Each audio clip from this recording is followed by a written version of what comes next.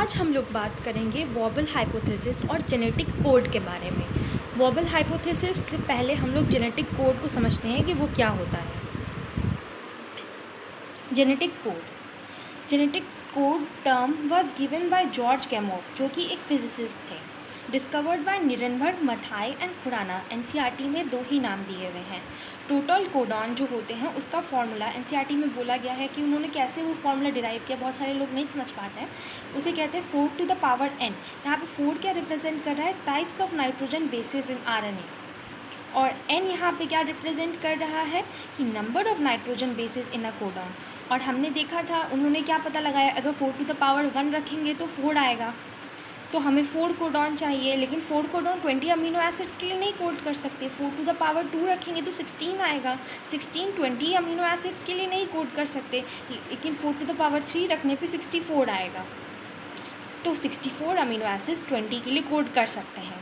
लेकिन इतने सारे अमीनो एसिड्स 20 अमीनो एसिड्स के लिए इतने सारे कोडॉन, तो इसी को हम लोग डीजेनरेसी भी कहते हैं कि एक अमीनो एसिड के लिए बहुत सारे कोडॉन होते हैं। उसके बाद निरनबर्ग का एक्सपेरिमेंट था in vitro translational method prepared homopolymer of nucleotides. Homopolymer का मतलब है, हम लोग जानते हैं protein is a heteropolymer,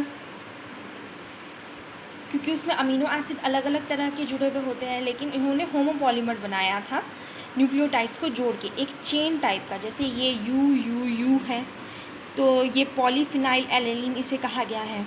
सिवरोओक्वा enzyme जो होता है वो ये किस तरह से काम करता है? DNA template independent fashion.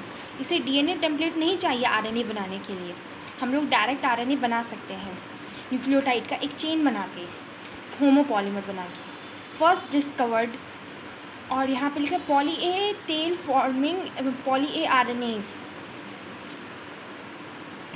RNA polymerase.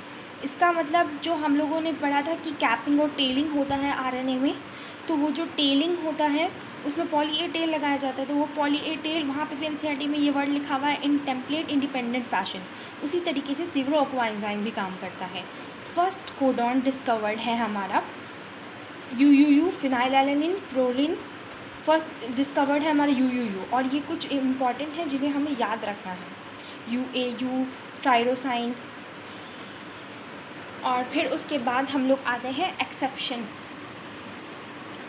Nearly universal. जो होता है हमारा अमीनो एसिड्स वो नियरली यूनिवर्सल है, मतलब जो कोडॉन है वो हर अमीनो एसिड का एक ही जगह पे कोड करेगा।